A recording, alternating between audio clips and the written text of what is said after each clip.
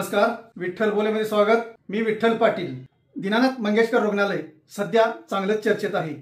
संपूर्ण राज्यभर या रुग्णालयाचा बोलबाला सुरू आहे। बोलबाला म्हणजे चांगल्या अर्थाने नाही तर टीकेच्या अर्थाने। हे रुग्णालय सध्या इतका टीकेचा विषय ठरलेला आहे आणि तेथील डॉक्टर मंडळींवर इतकी टीका होत आहे की त्यामुळे जनमानसातून सुद्धा वैद्यकीय क्षेत्रात कसा बाजारूपणा आलेला आहे याची जोरदार चर्चा सुरू आहे। ह्या दीनानाथ मंगेशकर रुग्णालयाचा जो विषय आहे, हे रुग्णालय मुळात धर्मादाय संस्था म्हणून मान्यता घेऊन सुरू झालेले हे रुग्णालय। याच रुग्णालयाप्रमाणे महाराष्ट्रात आणि देशभरात अशी कितीतरी रुग्णालय आहेत की त्यांनी धर्मादाय संस्थे अंतर्गत ही रुग्णालय सुरू करून शासनाकडून वेगवेगळ्या प्रकारे लाभ घेतलेला आहे। अर्थात भूखंडापासून ते पाणी वीज दरात सवलत इतकंच नव्हे तर घर भाड्यात सुद्धा सवलत या संस्थांनाच म्हणजेच रुग्णालयांना मिळते।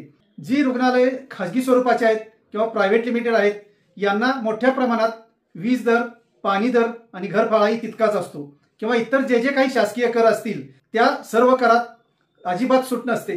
पण धर्मादाय संस्थेअंतर्गत जी रुग्णालय नोंद आहेत त्यांना मात्र चांगलीच सूट दिलेली असते। प्रत्येक करामध्ये सूट देत असताना त्यांना अट इतकीच असते की त्यांनी ठराविक कोटा गोरगरिबांसाठी राखून ठेवावा, म्हणजेच समाजातील जे दीनदुबळे गोरगरीब आहेत त्यांना मोफत उपचार द्यावेत, ही महत्त्वाची अट शासनाने कायद्याने त्यांच्यावर घातलेली आहे। पण हे जी रुग्णालय आहेत या अटीकडे पूर्णपणे कानाडोळा करतात किंवा दुर्लक्ष करतात आणि रुग्ण व त्यांच्या नातेवाईकांची लूट करतात असा जाहीर आरोप आणि टीका सध्या सुरू आहे।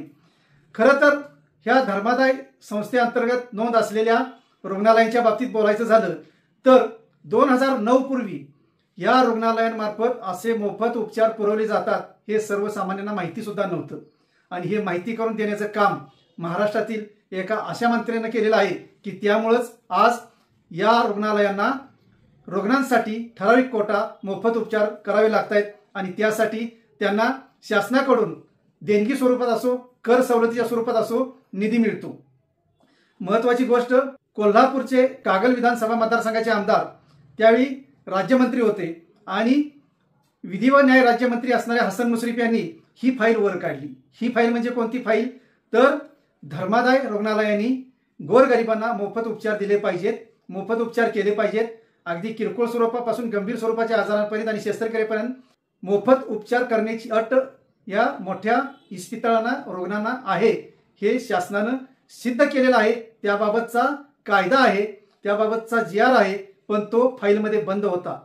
ती फाईल ओपन केली ती हसन मुश्रीफ यांनी केली, म्हणूनच हसन मुश्रीफ यांना श्रावण बाळ सुद्धा म्हटलं जातं। कारण जेव्हा विधी व न्याय राज्यमंत्री होते त्यावेळी हसन मुश्रीफ यांनी ही फाईल ओपन करून परिपत्रक काढलं आणि सर्व या रुग्णालयांना पाठवलं की तुम्ही आज अखेर किती रुग्णांवर मोफत उपचार केले याचा अहवाल द्या। इतकंच नव्हे तर इथून पुढे प्रत्येक वर्षाला तुमच्या कोट्याप्रमाणे मोफत उपचार झालेच पाहिजेत, हे परिपत्रक हसन मुश्रीफ यांनी काढलेलं आहे।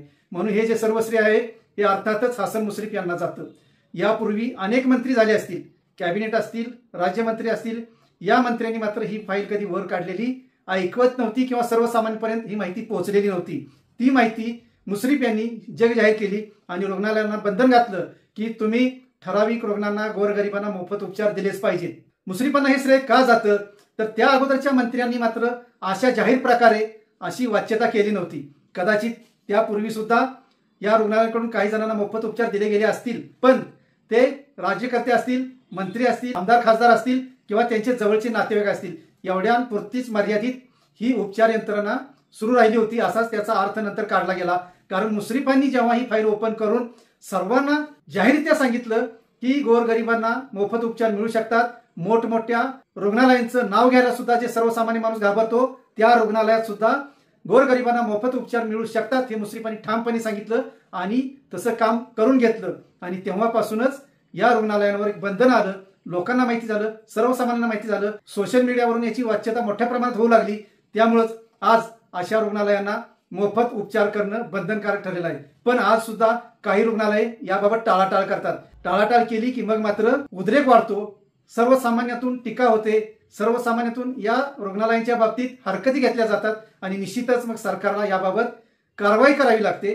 तोच मुद्दा आज दीनानाथच्या बाबतीत घडला असं सांगितलं जातं, पण यात सुद्धा दोन बाजू आहेत। दीनानाथच्या प्रशासनाकडून या गोष्टी नाकारल्या जात आहेत, पण ज्या रुग्णाच्या नातेवाईकांना हा अनुभव आला ते असू देत किंवा सामाजिक कार्यकर्ते असोत यांनी मात्र हे प्रकरण लावून धरलेलं आहे।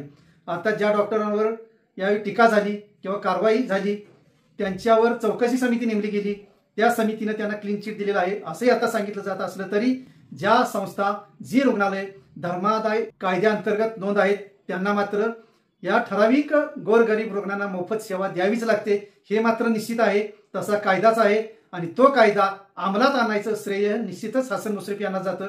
योगायोगानं आज हसन मुश्रीफ महाराष्ट्राचे वैद्यकीय शिक्षण मंत्री आहेत आणि दुसरी बाब अशी की महाराष्ट्राचे आरोग्यमंत्री सुद्धा कोल्हापूरचेच प्रकाश आंबेडकर आहेत. अशा दृष्टीनं आज संपूर्ण महाराष्ट्राचं आरोग्य कोल्हापूरचे 2 मंत्री सांभाळत आहेत आणि याच कालावधीत हा गदारोळ उठलेला आहे. त्यामुळं मुश्रीफ यांना निश्चितच यावेळी लक्ष घालावं लागणार आहे. पुन्हा एकदा शासकीय इस्पितळांबरोबरच धर्मादाय संस्थेअंतर्गत ज्या इस्पितळांची नोंद आहे त्यांना ठराविक रुग्णांवर मोफत उपचार करावेच लागणार आहेत आणि हे करण्यासाठी जरी आज मुश्रीफ विधी व न्यायमंत्री नसले तरी ते वैद्यकीय शिक्षण मंत्री आहेत.